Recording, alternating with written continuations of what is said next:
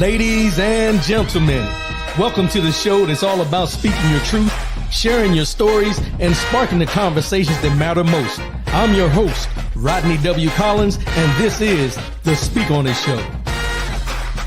On this show, we dive deep into the thoughts, experiences, and ideas that shape our world. It's a place where voices are heard, perspectives are celebrated, and discussions are not just encouraged, but cherished. Whether it's culture, politics, personal growth, or just life's everyday adventures, we're here to explore it all. We've got engaging interviews, thought-provoking discussions, and sometimes we might even stir the pot a little bit. Speak On The Show is where we challenge the status quo, celebrate diversity, and engage in conversations that make us think, laugh, and grow. So get ready to be inspired, get ready to connect, and most importantly, get ready to speak your truth. Without further ado, let's jump into today's episode. It's time for the Speak On It Show with your host, Rodney W. Collins.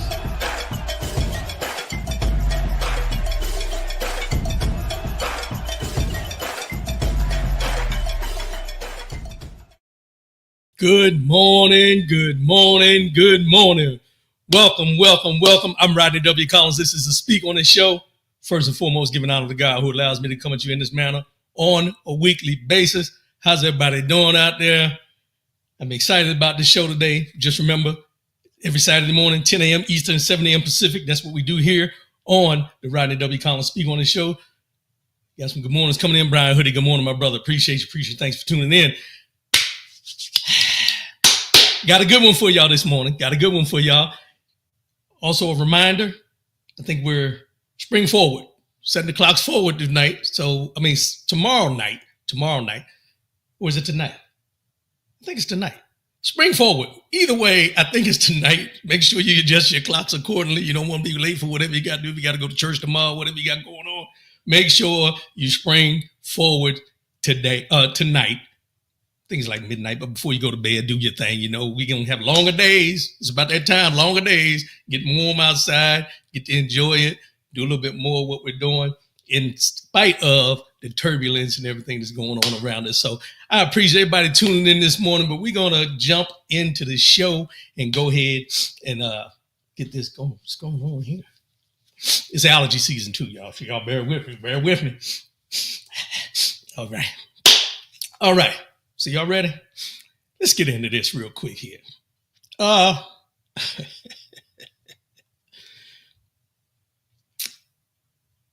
We know there's been conversation amongst us as a people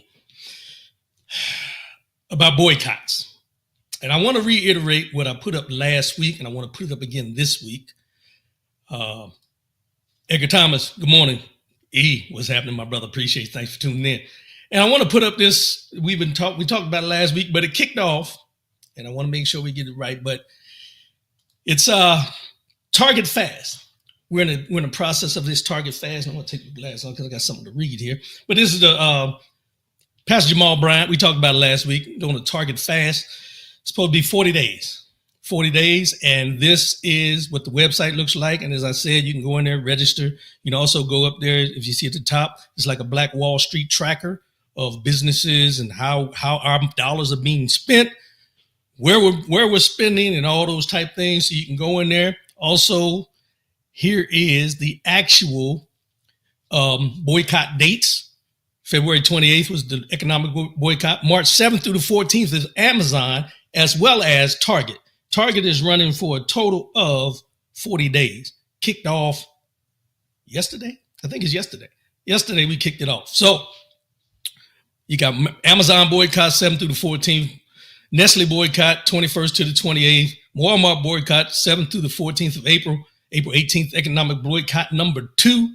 And then you got the General Mills boycott, April 21st to the 28th. Now, James Battle, good morning, my brother. Appreciate you. I want to, and I touched on this a little bit last week, but I want to touch on this again. There are some folks who don't want to participate. You know, we have those that are kind of iffy about what's going on, but I wanted to read this because there's been some misinformation and disinformation, however you want to say, going around concerning these boycotts. And I want to put this out there so we all understand and know Ooh, I didn't know I was gonna be that big today. Hold on, y'all. Let me get this right. that ain't the layout I want. What happened here? What's going on here? It's giving me a different layout, but that's all right. There we go. All right. So anyway, excuse me for these technical difficulties. I'm a one-man operation. But Target has experienced financial repercussions following this decision to scale back diversity, equity, and inclusion initiatives. In January of 2025, Target announced the conclusion of its 3-year DEI goals and end of its Racial Equity Action and Change, which is the REACH program, which had previously pledged $2 billion to support Black-owned businesses. Now, I want you to understand why I'm going through this again, to reiterate what this boycott and what it's about. These boycotts that we're doing, these economic blackouts, are due to them eliminating DEI, diversity, equity, and inclusion, in these businesses because of pressure from the Trump administration. I think we need to reiterate that because there's a lot of people that don't understand why this is going on, what we're doing, what the purpose of it is. Let's get back to the bare basics of what it's about. This is about taking away DEI initiatives in these businesses, and we're going to impact them by not buying from them at this time. That's it. Now, this shift led to significant backlash, including a 40-day consumer boycott initiated by civil rights leaders, notably Reverend Jamal Bryant, who urged consumers to divest from Target due to perceived abandonment of marginalized communities. And then it goes on to say, additionally, Ann and Lucy Dayton, daughters of one of Target's co-founders, publicly criticized the company's actions, labeling them a betrayal of its founding values. The financial impact of these developments has been notable. Target's stock experienced a decline of approximately 8.7% following the announcement of the DEI rollback. So this is them telling you that 8.7%, the stock had the impact. This is not when you're going in there purchasing. That's what this boycott's about. Stock investors and everything like that felt they were betrayed by Target when they got rid of DEI, when they got rid of the REACH program. So the stock market took a hit, but financially going in and buying and purchasing and everything, that's what the 40-day fast that Jamal Bryant has kicked into play is doing, and that's what it's for. So for anybody out there that was questioning what this boycott's for or why we're doing this, this is the reason why. This is the reason why, because they reneged on their promises of what they want to do, not only for the consumers, but also for the investors into Target. So I want to put that out there because there's a lot of people out here that are skeptical. What is this boycott going to do? Is it going to make a difference? Why are we doing this? So on and so forth. We don't know how much of an impact we're going to have if we don't get involved. We don't know what it's going to come out to in the long run until it's over. Let's do these experiments. Let's take this 40-day fast from Target and see what the impact is. And then let's move on to the other ones. As I mentioned, we had these other ones that, Amazon boycott, 7th through the 14th of March. That's yesterday through the 14th. Come on. Y'all can hold off. Y'all can hold off on buying that, whatever you get off Amazon. I won't call nobody out. The Nestle boycott, the Walmart boycott, economic blackout number 2, and General Mills boycott. All of them mean something to us as a community. And we need to make sure that we're doing our part, participating, so forth and so on, as far as what we're doing in this season. All right. So let's go on and get into this. Got some other things I want to touch on, but let's jump into this real quick. All right. Let's do this.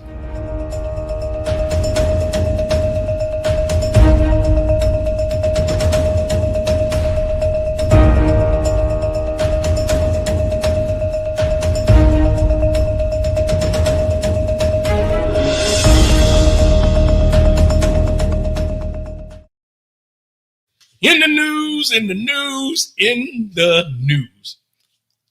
So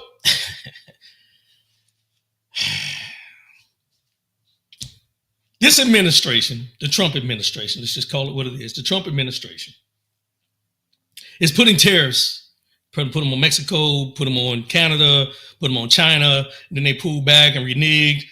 It's going back and forth about putting these tariffs, whether we want to keep these tariffs. 1 minute they're out there, then the next thing he's pulling back. Really, he don't know what he's doing. Let's just be honest about it. But there's something that I think a lot of people need to understand on how ignorant this is because this is the man, the person who is putting in these tariffs against Canada and Mexico. And this article I seen really jumped out at me, and I wanted to put it out there today. And it says, Donald Trump accidentally insults himself. Who would ever sign a thing like this? The president recently rebuked a 2020 trade deal known as the U.S.-Mexico-Canada Agreement, even though he signed it. And I want to put this up, even though he signed it. This is Donald Trump during his first administration, signing the U.S.-Mexico-Canada Agreement back in 2020, a trade deal that he signed with Canada and Mexico back in 2020. And he is saying, let's just be real, this is how disillusioned, ignorant, unknowing, whatever you want to call it, he is about things that he's done in the past that he's going against now, that he said was so good back then. The president claimed that the impacts of the USMCA, U.S.-Mexico-Canada Agreement, will be alleviated with a 25% tariff on all Canadian Mexican goods, and unwittingly criticized himself after rebuking America's neighbors. And this is what he said. I mean, who can blame them if they made these great deals with the United States, took advantage of the United States on manufacturing? On just about anything, every aspect you can imagine, they took advantage. He continued, I look at some of these agreements, I'd read them at night, and I'd say, who would ever sign a thing like this? So the tariffs will go forward, yes, and we're going to make up a lot of territory. All we want is reciprocal. We want reciprocity. You can't make this up. You cannot make this up. This is the same man who signed this USMCA deal back in 2020 that said it was so great. And now he's backtracking, talking about who would have ever signed a deal like this. They're beating us. They're getting everything from us. We need to be reciprocated and so on and so forth. This just shows you the ignorance in what we're talking about when we're dealing with a man like this who has no clue, and no understanding of what is supposed to happen compared to what he thinks should happen. And then you have to look at it this way as well. All those people standing around him in this picture, as well as all those in his administration now who are enabling this ignorance, and those who voted for him and still are supporting him in spite of some of these people losing their federal jobs. What are we doing? I understand. Don't get me wrong. I understand. There's going to be times where you change your mind. There's going to be times where you pull back and say, you know what? I made a mistake here. Let me go ahead and shift over here and everything. But that's not what he's saying. He's making it seem like he never had anything to do with the bad deal that he is trying to go against now by putting these tariffs into place. You can't make this up. You can't. I couldn't make it up if I wanted to. But this is what we're dealing with. This is where we're at. Donald Trump. And I didn't watch all of, what was it? It wasn't a State of the Union, but whatever the thing was, the message to Congress, whatever he did the other day. But there were so many lies that were told during that time that when Rachel Maddow came on after it was over, she took at least 5 to 6 minutes after it was over, when they do their rebuttals or whatever, 5 to 6 minutes to push back on every lie that was told in the speech. Case in point, there was one. And I didn't write this down today, but it just came to my mind. We are funding transgender mice. This is what the president said now. Transgender mice.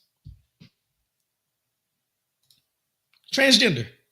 Not transgenic, which is the study of taking these mice, rodents, and seeing if they, finding out cures for humans through using these rodents, like lab rats, whatever you want to call them, that they've been doing forever.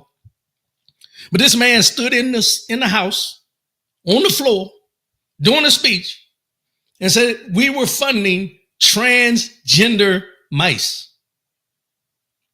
And the people that support him were okay with that. They said that we shouldn't be supporting or funding transgender mice. You can't make this up. You can't make this up. And then what happened? This great man here, Al Green from Texas, Representative Al Green from Texas stood up twice, called him a liar. Well, he didn't really call him a liar. He said his people, his constituents, are going to be affected by the elimination of Medicare and Medicaid, and he's there to defend them. And he's not going to allow this man to stand up there and lie about what he's got going on. So he was taken and censured and moved out. But here's what it says. Representative Al Green of Texas thought about the Black liberation struggle of the 1960s on Thursday as House Speaker Mike Johnson, a Republican, prepared to read the resolution censuring the 77-year-old Democratic lawmaker. Now, mind you, they escorted him out. They escorted him out because they asked him to sit down. He sat down, but he stood back up, did what he had to do. He was getting in good trouble, as the great John Lewis would say. He was getting in good trouble. And this is what he said. I recall when we were faced with adverse circumstances, we would sing a song that would inspire and encourage us to move forward with alacrity. Green said after the House voted to censor him. The words were, and this is what he sang on the floor, we shall overcome, we shall overcome, we shall overcome someday. Oh, deep in my heart, I do believe we shall overcome someday. The resolution was in response to Green's actions on Tuesday when he protested during President Donald Trump's address to a joint session of Congress. It passed 224 to 198 with 10 members of Green's party joining Republicans. Now, let me stop right there. Now, Al Green stood up in the House during this speech and made it a point to call out what was going on.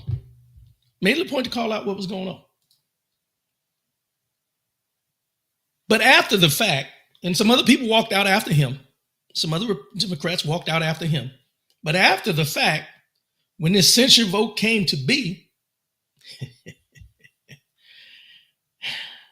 10 Democrats of his party voted against him, voted that he should be censured. Now, I understand the protocols and everything that goes on in the House, in the Senate, so on and so forth, and everything that goes on in there.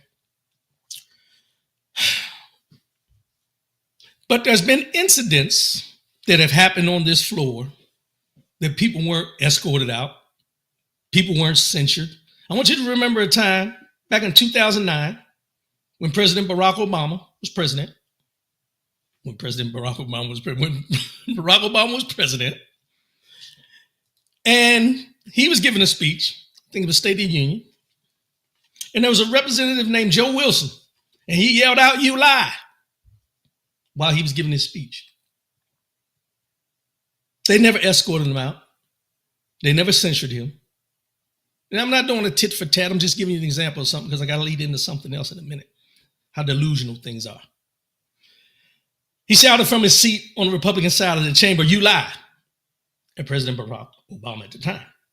In 2022, Representative Marjorie Taylor Greene from Georgia and Lauren Boebert from Colorado repeatedly interrupted and interjected during President Joe Biden's State of the Union address. But they weren't escorted out. They weren't censured. They allowed them to stay there while they yelled back and forth with Joe Biden like he didn't mean anything. There's certain protocols that are within the chambers, supposed to be. There's certain protocols that are supposed to be within the chambers of Congress. However,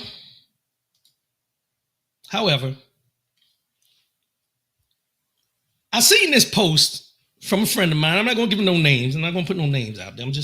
I got something I want you to see on the ignorance and the delusion of some of the people who are Trump supporters in this part right here. Buddy of mine posted this, he said, and it says, "Why in the heck wasn't Marjorie Taylor Greene censured when she acted like a complete asshole 700 previous times? I'm so sick of the double standard." This is what he posted. In defense of Al Green, because he was censured, escorted out, so on and so forth. Then, this is the comments that were underneath, and I want y'all to hear it. Let me make this a little bigger. I want y'all to actually see this. The blue is him, who I consider to be a Democrat by what he says. And the red is a guy that was on there who I consider to be a Republican. But this is how the conversation went. After he posted, he said, he put on the post, "Come on with it. Let's see how you spin this." The other guy comes back, who's a Republican. "Why, just like Democrats, you can act like an asshole. When told not once but twice to sit down and refuse to stop preventing the president to speak, you get booted and censured. MGT," which he should have said MTG, "like your Democrats hollered, booed, heckled, but not to the point the speaker had to stop. Your concern is badly placed, as we know the Democrats have the double standard. Women all in pink for women's rights after voting against a ban on men and women's sports." Now, I don't know where he was going with that, but let's proceed. He responded back, "She should have been thrown out too, and she didn't, more than once." Then he said, "Did she stop the proceedings and had to," not the number 2, but it should be TO, "be warned more than once to sit down? No, the Democrats heckling and booing were not kicked out either." Now, this is an exchange on Facebook about Marjorie Taylor Greene. Now, I showed you the picture. Let me go back to the picture real quick. Because the picture, for me, goes against all protocols with the hat. So me being who I am, I had to jump in, and I'm in the white. I'm neutral with this battle. When did it become proper protocol to wear hats in the Oval Office and on the House floor, asking for a friend?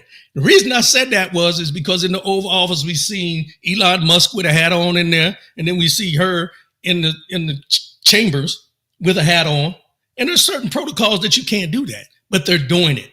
They're the only ones that are doing it. And I want you to remember, and I didn't put this in here, but I want you to remember, this is the same party that was up in arms about Barack Obama wearing a tan suit. This is the same party that was up in arms about Barack Obama wearing a tan suit. So the Republican guy responded back to me, "When has it not? Did you know at one point men wore wigs too?"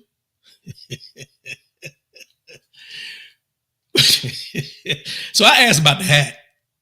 He went to men wearing wigs. See the deflection? Totally opposite than what I was asking about the protocols on the floor. When has it not?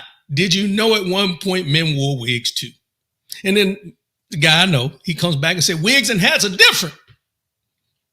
He said, "Members are required to dress appropriately." This came straight from the Congress and the Senate of what happens in the House. "Members are required to dress appropriately, which has traditionally been considered to include a coat and tie for male members and appropriate business attire for female members. Members should not wear overcoats or hats on the floor while the House is in session. No eating, drinking, or smoking is permitted, and the use of personal electronic equipment, including cell phones, laptop computers, is banned on the floor of the House. The rule does not permit the use of unobtrusive handheld electronic devices." Now, that's straight from their thing that he posted. Here's what he came back. This is what I came back and said. "Thank you for the info. I'm sure others will ignore the facts as usual, but let's resort to wigs as an argument because that is all they could come up with." Wow. You know me, I got to be sarcastic in what I say, but to go from protocols of wearing a hat to telling me the men wore wigs, what are we doing? So it continued. He said, "So it bans cell phones and also authorizes them in the same sentence. Seen lots using cell phones during speech. You policing now? Again, did anyone vote to censure anyone other than Mr. Green?" Didn't talk about the hat again. He said something about the wigs, but he never said anything about what he put in there about the hats. He went about the ban of cell phones and authorizes talking about how it contradicted each other in some sentence or whatever. Never mentioned the hats again. They want to go with what is convenient for them in most of these cases. Then my boy posted, "The United States House of Representatives has been on ban on head covering is an 1837 simple resolution that is some plural. I can't read it all, but y'all see what it said. Hats are banned. Hats are prohibited on the floor." Then he came back, the Republican guy, and said, "Spin what?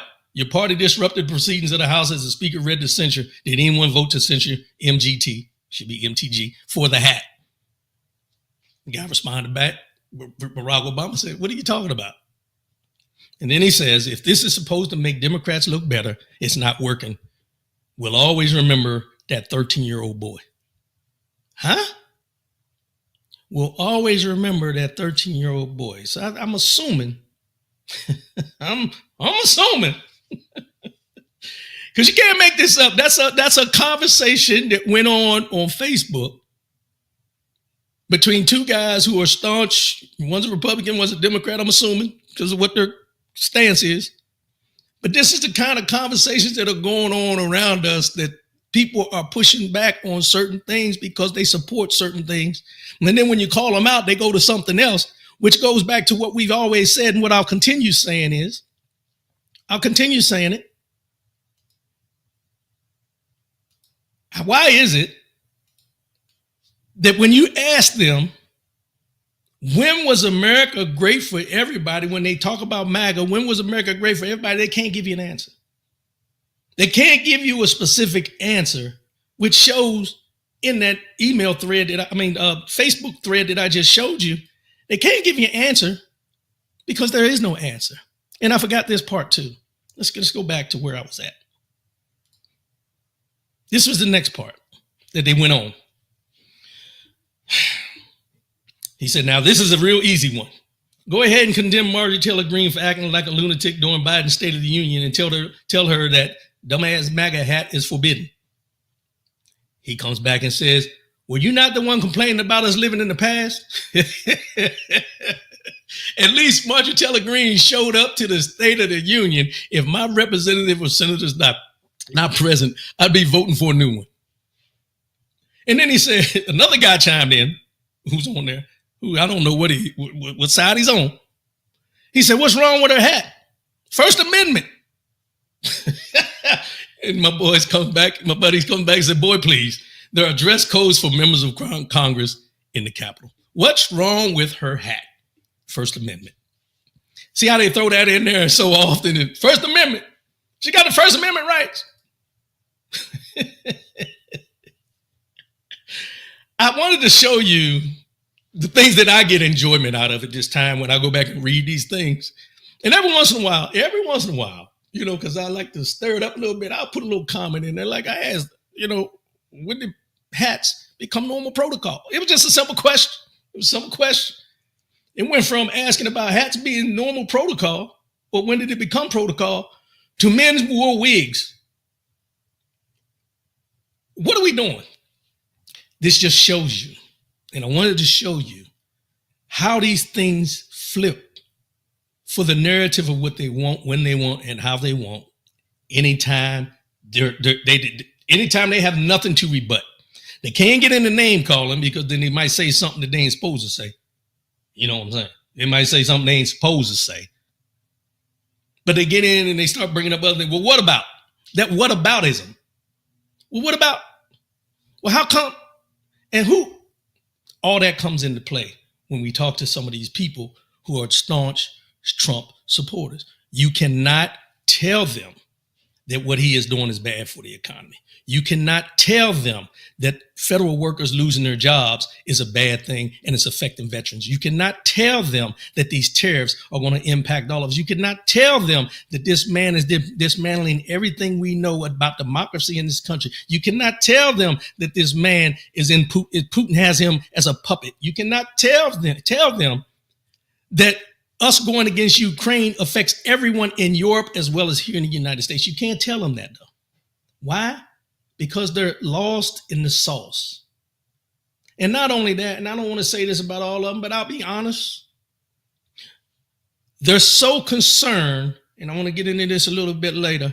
They're so focused on their fear of losing everything they think they've been entitled to, that these are the conversations you have, where they'll defend anything and everything, even though they know that it's not right. Reggie P. Bro, good morning, my brother. Appreciate you. Sharice Joseph, good morning. Appreciate you. Thanks for tuning in. Everything. And then he mentioned the 13-year-old boy.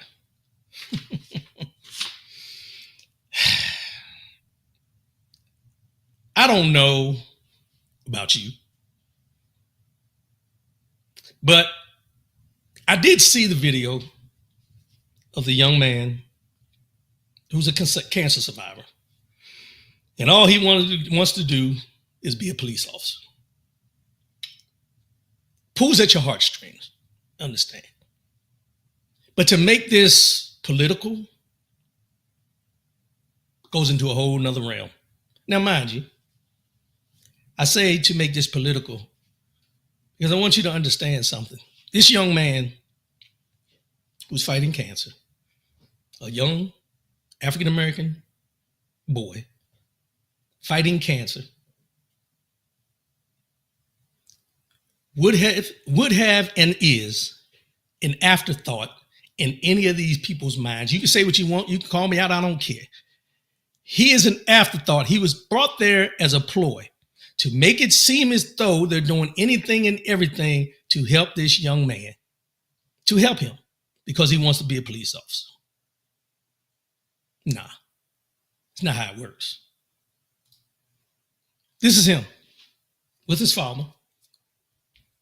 And this is after they gave him the made him an honorary Secret Service member. But the father was upset. Not at this, but he was upset at Rachel Maddow and Nicole Wallace after the fact. The father of a young cancer survivor honored by President Donald Trump in his speech lashed out at NBC's Rachel Maddow for her negative observation. She needs to shut her mouth if she has nothing nice to say, said Theodis Daniel, which is the father of this young man. After announcing his intent to institute a mandatory death penalty, this is Donald Trump the other day. After announcing his intent to institute a mandatory death penalty for anyone who murders a police officer, during his address to Congress, the president called out 13-year-old DJ Daniel in the audience. He spoke of the lad's love of law enforcement and his diagnosis of brain cancer at age 6, then had him made an honorary Secret Service agent to cheers of many in the chamber. Rachel Maddow delivered a slew of fact checks after Trump's 1 hour and 40-minute ramble. Then she veered into, as this article says, no-win territory. She said this, for the record, and this is disgusting, the president made a spectacle out of praising a young man who has thus far survived pediatric cancer, as if the president had something to do with that, which was in the midst of him praising Doge. Doge cuts, among some other things, have cut off funding for ongoing research into pediatric cancer. Now, she didn't say anything wrong there. Mr. Daniels got upset because they were talking about his son. Understandable. But she wasn't referencing him. She was referencing the president and what he's done to defund a cure or to try to find ways to deal with this cancer in the pediatric kids. Maddow was right about federal funding for kids' cancer research, but being in jeopardy. But DJ's dad was taken aback that she criticized his son's big moment. She does not need to put her bad energy on us, the father added. But Rachel Maddow wasn't the only one, as I mentioned. Nicole Wallace, her colleague at MSNBC, said the same thing. She said this, I hope he has a long life as a law enforcement officer, she said. But I hope he never has to defend the United States Capitol against Donald Trump's supporters. And if he does, I hope he isn't one of the 6 who loses his life to suicide. And I hope he isn't one who has to testify against the people who carried out acts of seditious conspiracy and then live to see Donald Trump pardon those people. Now, I understand the outpouring of support for this young man fighting cancer. I understand it all. And I understand Rachel Maddow and Nicole Wallace interjecting into the fact of him basically being used as a pawn in a chess game, because there's twofold here. Number one, and I want to say this, the Trump administration, let's go into this. Let me go off this for a minute. The Trump administration's policies have led to significant reductions in funding for scientific research, particularly affecting the National Institutes of Health, NIH. The immediate freeze imposed on January 22nd, 2025, affected $47.4 billion worth of NIH activities. The policy capping indirect cost reimbursements at 15% for NIH-funded research institutions, down from previously negotiated rates that often exceeded 50%. Threatens the financial stability of major research institutions. This abrupt reduction could lead to layoffs, halted clinical trials, and a slowdown in medical advancements, including cancer research.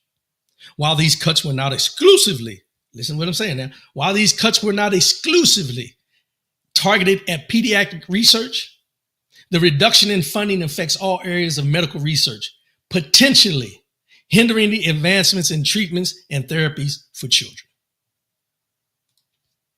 That's what the reductions, that's what Rachel Maddow was talking about.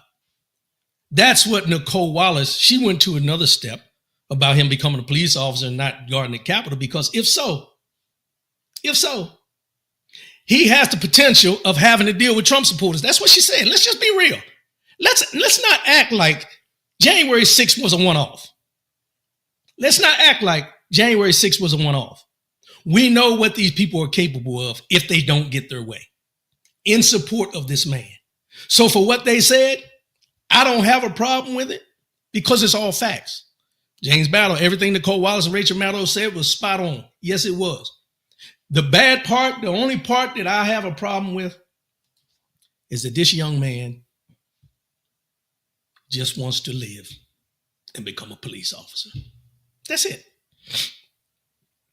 But he's being drawn in, not by Rachel Maddow, not by Nicole Wallace, but by Donald Trump. He knew what he was doing.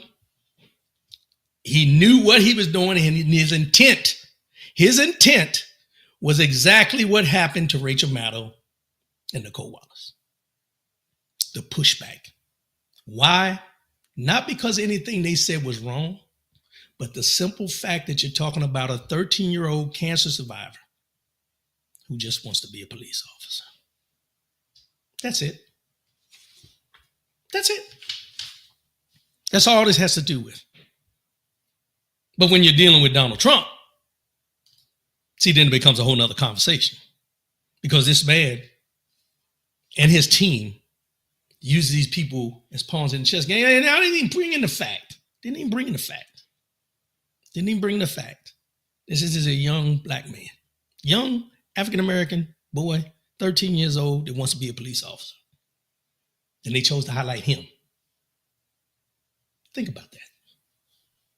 Wasn't done by chance. Strategic. It's all strategic. All of it. Each and every step they take is strategic. Now this one,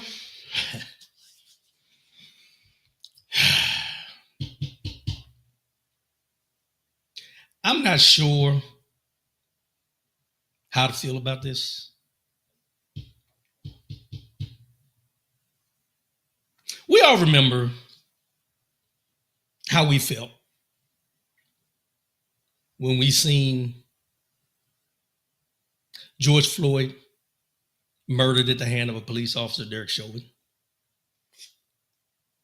We all seen the protests, we seen the movement, the Black Lives Matter movement, and the things that were going on behind what happened to George Floyd, which, you know, was something that should have happened a long time ago. When we talk about Sandra Bland, when we talk about, Ahmaud Arbery, any of those people that we talk about that have been taken at the hands of police that they want to give qualified immunity to.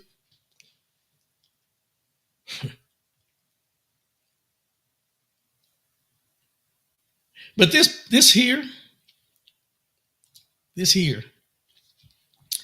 is Black Lives Matter Plaza in Washington, D.C.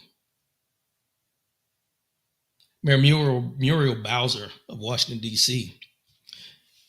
explains that she has plans to remove Black Lives Matter Plaza.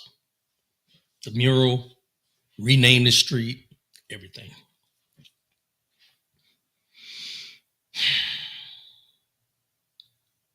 Now, mind you, Mayor Muriel Bowser's been put in a tough position. She's been put in a tough position. Because if you know through history, D.C. has asked for statehood for a long time. Taxation without representation is the biggest thing. They pay state, they pay taxes, federal taxes and everything, but they're not considered a state. They want statehood in Washington, D.C., but it's been kicked down the road, pushed down the road, everything like that. So she's in a tough position because she wants her people to be represented, but by having this mural there, the Republicans are using this as something to push against her to say, if you don't remove this, we're not going to give you this. An article says here, DC Mayor Muriel Bowser explains plans to remove Black Lives Matter street mural. We have bigger fish to fry, she says. As the nation's capital has come under fire from the president and congressional Republicans, Mayor Bowser has tried to avoid conflict where possible. April Wheaton, good morning, sis. Good morning, appreciate you. A beloved street mural in Washington, D.C. is set to be removed following concerns and threats from President Donald Trump and congressional Republicans. Black Lives Matter Plaza, near the city's downtown and situated just north of the White House on 16th Street Northwest, features the famous Black Lives Matter mural painted on the street in the wake of protests over police brutality after the murder of George Floyd in Minneapolis in May of 2020. The mural inspired millions of people and helped our city through a very painful period, but now we can't afford, I want you to concentrate on that word, we can't afford to be distracted by meaningless congressional interference, she said. The devastating impacts of the federal job cuts must be our number one concern. The plaza will be repainted as part of a citywide mural project celebrating the country's 250th birthday next year. Bowser said in a statement, when reached for comment Wednesday, the mayor's office declined to reveal whether the city will also rename Black Lives Matter Plaza. So they're going to paint over the mural. It's going to paint over the mural, however, and do something to celebrate the 250th birthday of the nation. But she hasn't said whether they will rename it from Black Lives Matter Plaza or not. They haven't made that decision yet. Betty Stars, good morning. Good morning. Good morning. Appreciate your support. Thanks for tuning in. So they're talking about naming it Liberty Plaza. Liberty Plaza. The legislation introduced by Clyde, this is the representative Republican.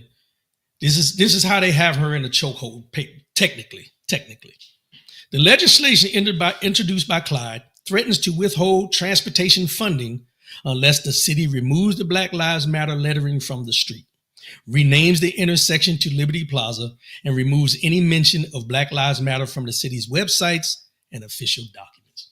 Now, I seen Roland Martin actually tear Mayor Muriel Bowser down for this. And I understand the outcry of what Black Lives Matter Plaza stands for. I understand the fact that they feel like she's giving in to these people who don't want the plaza to be there. I understand the pushback about maybe she's caving and, all these different things. But you have to look at the big picture as well. The bigger picture is this.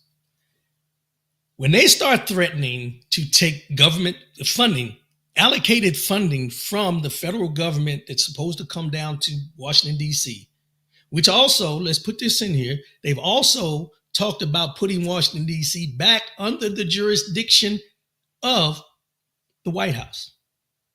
They're talking about taking D.C. away from being a mayor there and taking it and putting it under the administration of the White House. If she doesn't do certain things, they're saying the city is being ran poorly, which is false. They're saying that, they're not doing the things they need to do and so on. Anything negative they can say about it to try to justify why they're trying to do what they're doing is what they're doing. So you have to look at it from Muriel Bowser's standpoint as the mayor of Washington, D.C. Number one, she's trying to get statehood. Number two, she doesn't want to lose this funding. And number three, if they take D.C. and put it back under the rule of, because this is what it was at one time, Washington, D.C. was under the rule of the White House. If they do that again, put it under legislation under the rule of the White House again, then all those people in Washington, D.C. that look like you, because it became mainly gentrified in Washington, D.C. Washington, D.C. doesn't look like it used to look, which is why they want to take it over. But if they put this back under there, all those people that live there, rooted there, grew there, are going to have a different way of life. So her, I guess, relinquishing the fact of getting rid of Black Lives Matter Plaza, renaming it and things like that, in my eyes, is a small price to pay for her constituents in the city of Washington, D.C., in order for them to still be able to maintain with the funding and the things that they need in order to have that city run the way it's supposed to run. Sometimes you gotta really open your eyes and look at things. Do I agree with it? No, I don't. But at the same time, there's certain things that we have to look at and say, what can we lose in order to make gains? Everyone won't agree with her. Roland Martin, like I said, he tore her down. I didn't agree with it. But he tore her down. Badly. Very badly. But there's also something that came up where when we talk about George Floyd, the murder of George Floyd at the hands of police officer Derek Chauvin at the time, there's something that came up on Tuesday. And there's this guy named Shapiro. Shapiro's a racist buffoon.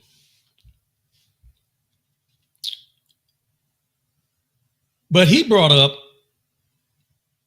before he attended Trump's speech to Congress as a guest of Republican House Speaker Mike Johnson, Shapiro posted an open letter to Trump on his site, The Daily Wire, and launched a petition at pardonderek.com that claimed Chauvin was unjustly convicted for George Floyd's death, which in large part inspired a nationwide wave Black Lives Matter protest. Shapiro asserted, make no mistake, the Derek Chauvin conviction represents the defining achievement of the woke movement in American politics. The country cannot turn the page on that dark, divisive, and racist era without righting this terrible wrong. There's a push to pardon Derek Chauvin for the murder of George Floyd. Not only by this dude Shapiro, but people in Congress. They got a website up. They're putting it out there. They're trying to reverse anything and everything that they can to prove that we are less than in their eyes, to prove that anything that they do is justified, even in the case of murder. Brian Hoodie, they won't stop at that change. Give them an inch, they will take a mile and then some. Yeah. And that's the part. Because after they do that mural, then what? After they pardon, if they pardon Derek Chauvin, then what? We already heard qualified immunity is coming. They're going to push for qualified immunity. They took down the database that tracks all the police officers that have been fired from one precinct to another and all the things that they've done wrong and everything like that. They're taking that down as well. So these things that they're eliminating are to cover anything that they want to do going forward.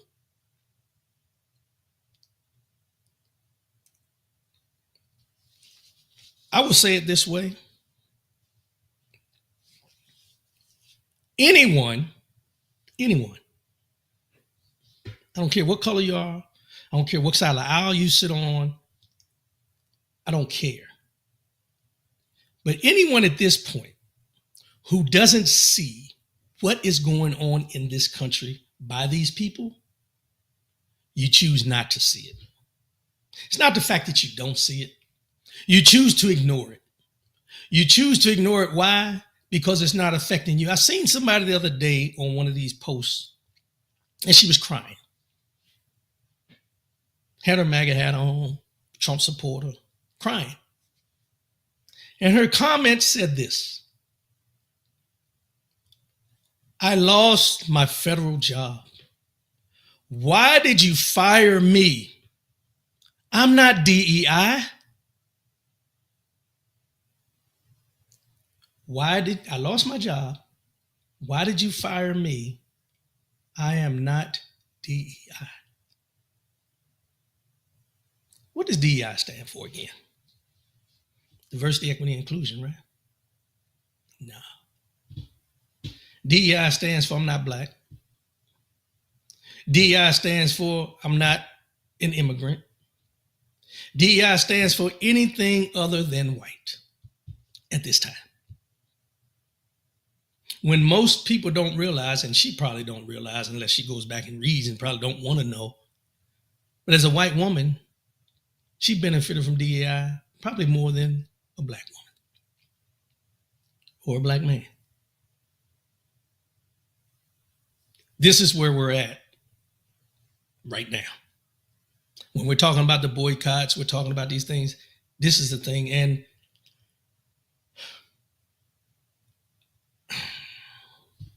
yeah, I want to get into something. Let's go ahead and do this straight talk segment.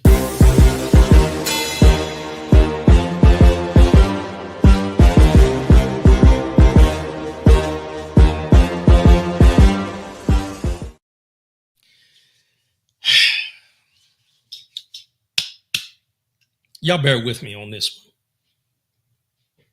because I want to talk about something right now during this segment that some people are going to be upset about. It's going to step on some toes.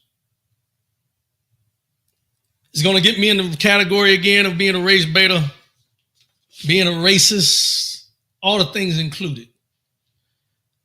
But I want to talk about white fear. I want to talk about white fear. And the reason I want to talk about that is because when we talk about the Black Lives Matter Plaza, they want it removed because of white fear.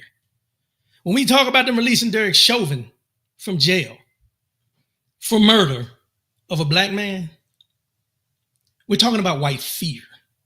When we talk about the elimination of DEI, affirmative action, voting rights, when they're trying to disenfranchise a whole group of people, it's because of white fear. When we talk about immigration, it's because of white fear. Now, I'm going to step on some toes, and I'm going to say this before I even start. And this is not being, I'm unapologetic when I say this, but I want to say this for those who may not understand what I'm saying. When I talk about this and what I have written down, if it pertains to you, make the change you need to make. If it doesn't pertain to you, listen and either let it go or talk to that family member you know that is living off of white fear right now. Or talk to your friend that you know is a white supremacist. Or deal with the people who you know don't have my or the people like me's best interest at hand during this time. But don't at me. Deal with the people that I'm talking about. This is where people need to get in the mindset of, well, if it's not me, who is he talking about? You know who I'm talking about. You got them in your family. They're your cousins, your uncles. We just seen last week, I talked about, there was an ICE lawyer, a lawyer that works for ICE, that is a white supremacist, runs a website. But nobody wants to go after him. They want to go after me for reporting. They want to go after the people for reporting him rather than the person doing it. White fear refers to fear or anxiety that some white people may experience in response to shifting racial dynamics, particularly as racial minorities gain more social, political, and economic power. Power is the key word, power.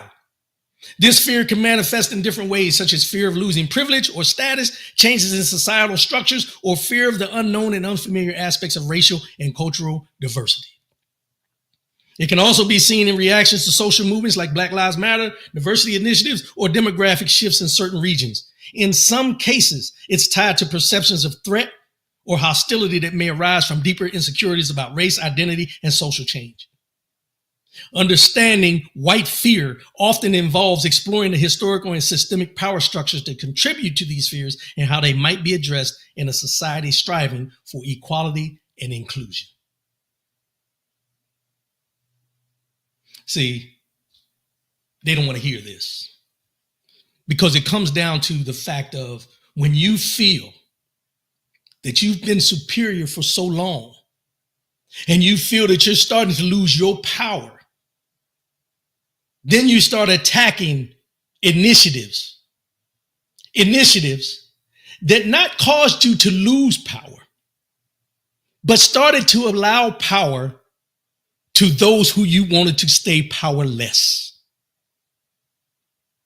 This is what we're talking about when we talk about white fear. This is what we talk about when we say you have the complexion for the protection when you go in front of a court. When you have the complexion for the protection for not having to deal with certain things throughout your life because you don't look like me or the immigrants that you want to get rid of. White fear can be understood in a few different contexts, often intersecting with broader societal issues of race, privilege, and power. Here are some additional perspectives. Fear of losing power and privilege. Historically, white people, especially in Western contexts, have held a significant portion of power and privilege, often resulting from systemic structures like colonialism, slavery, and institutional racism. As minority groups push for equality, there can be a fear among some white individuals that their social status, economic advantages, and cultural dominance will diminish. This fear is rooted in a perception that racial equity could result in the loss of advantages that have been historically embedded in society. Fear of racial and cultural change. In a rapidly changing world where racial and cultural demographics shift, white fear can stem from unfamiliarity or discomfort with diversity. This might include anxieties about changes in local or national identity, traditions, or social norms as more immigrants, people of color, and different cultural communities emerge in public and political life. It's often reflected in opposition to policies like immigration reform and multicultural education. Let me stop there for a minute because I just seen something before and I just seen it again yesterday. That they're allowing white South African farmers to come to the United States with no problem. And they're going to charge Russian oligarchs $5 million to be able to come to the United States and become citizens. But the people that are fleeing their countries because they're war-torn, people that are leaving their countries, when I talk about war-torn, think about all the Ukrainians that were allowed to come here because of the war, then now they want to send back.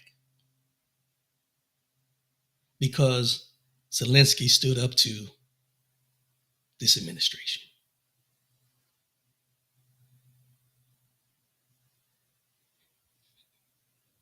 Fear of repercussions or retribution. This fear also manifests in concerns about social or political retaliation for past injustices. Some individuals may worry that calls for reparations, justices, or acknowledgement of historical wrongs might translate into punitive measures. This is a fear of accountability and a sense of insecurity about how historical actions like colonization or slavery may be reckoned with in the present. See, this is this fear they're talking about repercussions or retribution. This is why they won't allow or don't want to see anyone of color walking down the street in a state or city that allows open carry. What is the fear of me having an open carry permit and being able to carry my weapon on an open street compared to Billy Bob, who has an open carry and carries it, got it all in the rack of back of his truck and everything, but you fear me, but you don't fear him. You fear me when I'm in an elevator with you. Let me clear something up real quick. As a black man, at this time, there are a lot of people, a lot of white people that I'm in fear of. And when I say fear, I don't mean fear like, ooh. I mean in the fact of you don't know what they're going to do. Retribution. Feel that they have been slighted with these federal layoffs. And they're going to blame DEI and they're going to blame black folks for these layoffs because they're going to think that we're the ones, the reason all this is going on. But their fear is that they won't have the power to be who they've always thought they were, superior. James Battle, equality feels like oppression to white supremacists. Let's have this conversation. Because there's a lot of people want to tap dance around this. Let's just be real.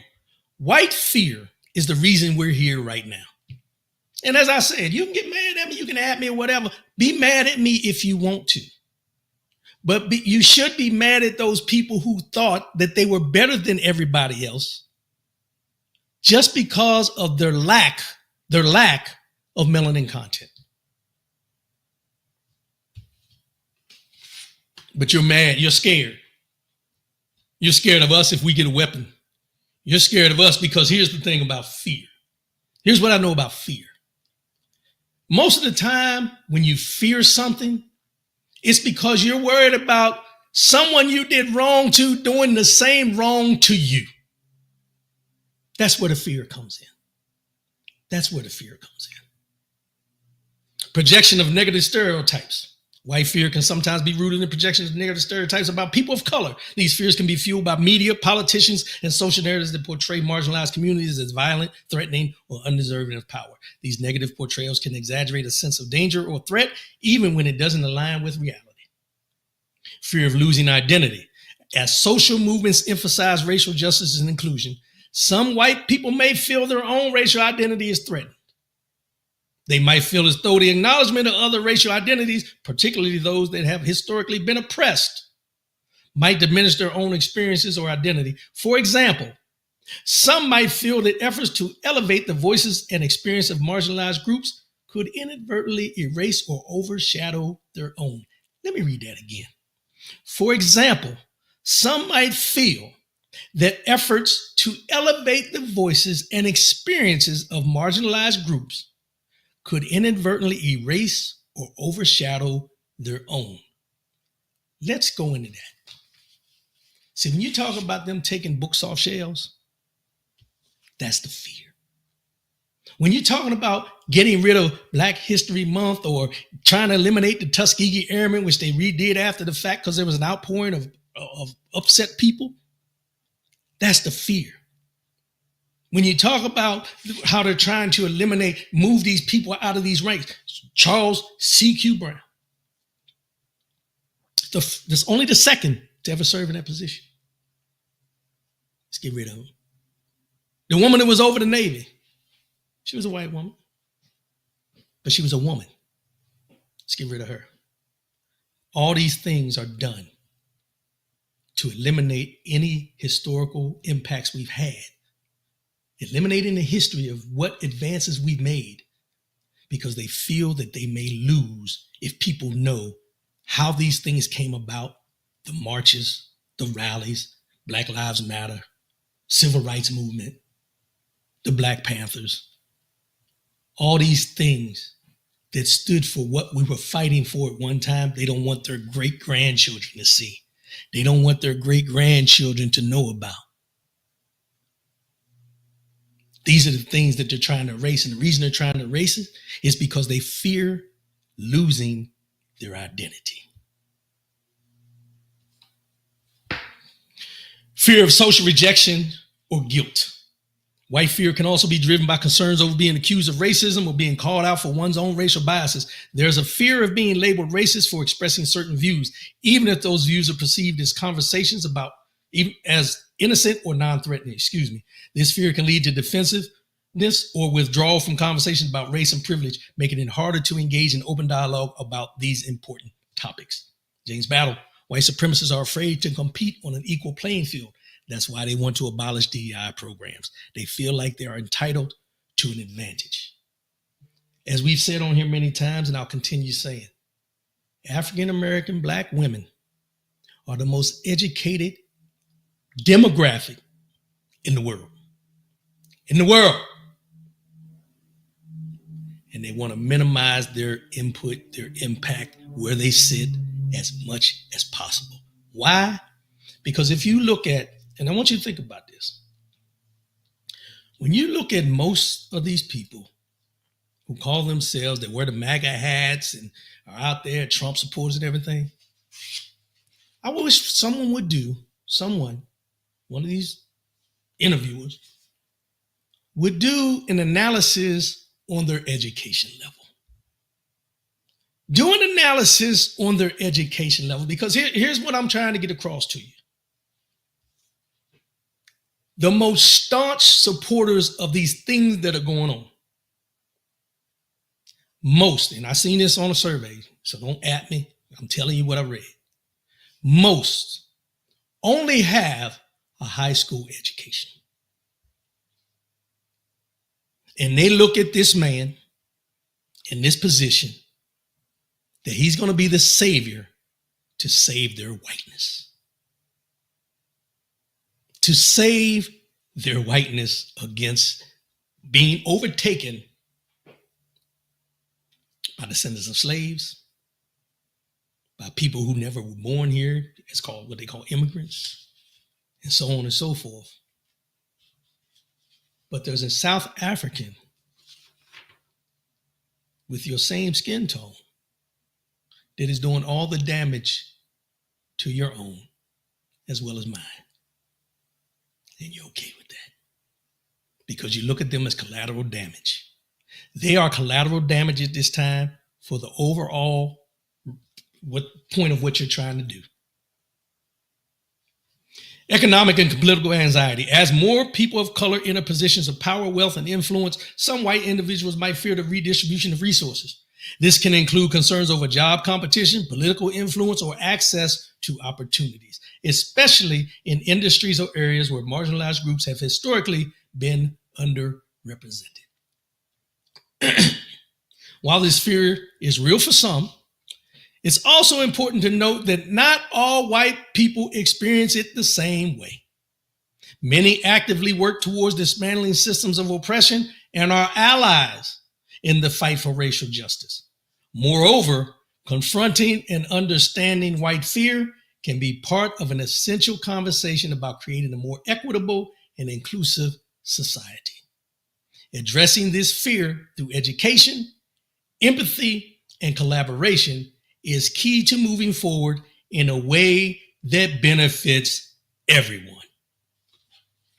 In a way that benefits everyone. And I'm going to go back and say what I said before.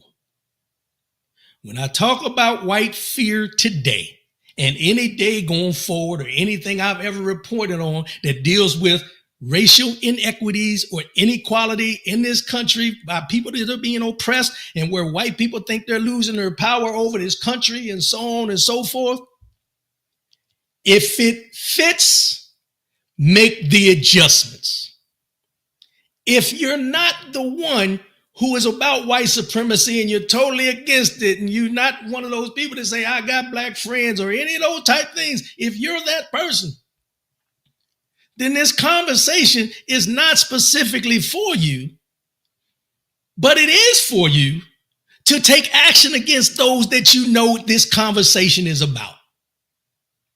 Because we've heard many times where we as black folks are told and expected to correct other black folks in their wrongdoings. Well, let's turn the tables at this time. It's time for white folks to turn the tables and start holding your people accountable for what they're doing wrong. See, we always get put in this thing where we need to do something about somebody else. Now it's time for you to do something about somebody else. You know the people we're talking about. You know the people who have this big thing about immigration. You know the people who will call me an N-word in a minute or a second when they get away from me. You know the people that I'm talking about. They're in your family. Just like, let's just be real. Back during the crack epidemic, the drug epidemic, the crime bills, and all that kind of stuff, y'all expected the black community to fix themselves. Y'all said y'all need to do what y'all need to do to get the drugs out of your communities. Y'all need to do what y'all got to do to fix whatever poverty levels y'all in. Y'all got to step up and do the work that y'all need to do to get yourselves right.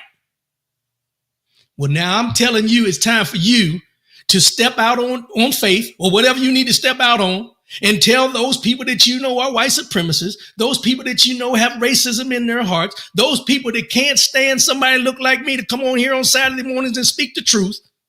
You need to start holding them accountable like you wanted us to hold those accountable that were selling drugs in our neighborhoods. I want you to hold those that are holding these white supremacist meetings accountable. Call them out. Your senators and your congressmen and your CEOs of businesses, call them out for the injustices they do, the inequality things they do, the things that they do that you know are not up and up when we talk about racism and inequality. That's all this is about. We cannot continue to be the ones that have to be the ones that fight every battle, and then we ain't got no allies to help us out because you pick and choose when you want to get involved. You want to pick and choose whether you're going to call out your cousin compared to somebody you don't know. Right is right, wrong is wrong. You expected us to do it, as I said, during the crack epidemic, even to this day. When we do things, when black folks are put on display about doing things and all that, y'all expect us to correct them, get them right, put them back in their place. Do the same damn thing. So you can't straddle the fence at this time. This ain't no fence straddling time. This is a time to be either an ally or a lie. Because we have been loyal to a fault. We have been loyal to a fault to what we say are the promises of what this country will provide for us if we work hard. And I'm going to go out on a limb and say 99.9% of African Americans in this country, in spite of everything that's going on, have worked hard to get where we're at, to be able to accomplish what we're doing. And that 0.1% is of drop off. Not because they ain't able, but because the oppression that they deal with on a daily basis, because they've either a convicted felon. Oh, we got one in the White House. Think about it. Because they're a convicted felon, because they fall on hard times, because they're viewed as, that word. But then if we go to the other side, it's 50-50. And the reason it's 50-50 is because the 50% won't hold the other 50% accountable. They just fall in line. Go with the flow.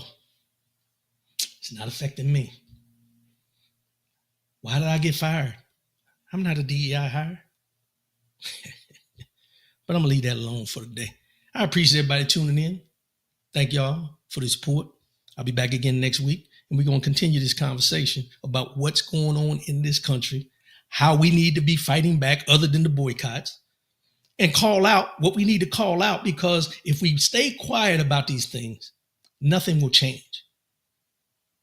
Nothing will change. And we have to be the change managers at this time, because nobody's going to do it for us. Nobody's going to do it for us. We got to be in the fight. Because as you know, like I just said, you have those that are straddling the fence, that are going to continue to straddle the fence because they don't want to be labeled as, and they don't use the word no more, but they will, an in lover.